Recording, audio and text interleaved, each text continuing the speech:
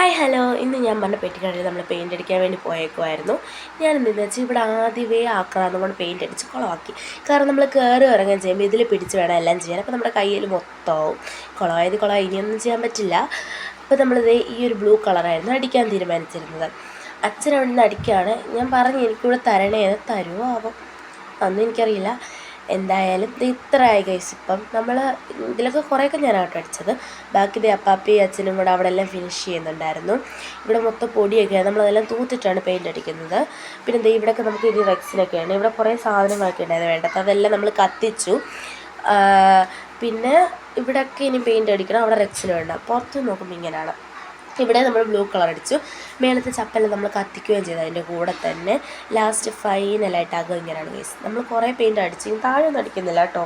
ഇവിടെ എല്ലാം ഇനി അടിച്ചു. പിന്നെ ഇവിടെയൊക്കെ വൃത്തിയാക്കുകയൊക്കെ ചെയ്തു. Okay, bye. ഇത്രയേ ഉള്ളൂ. ബാക്കി അടുത്ത വീഡിയോയിൽ.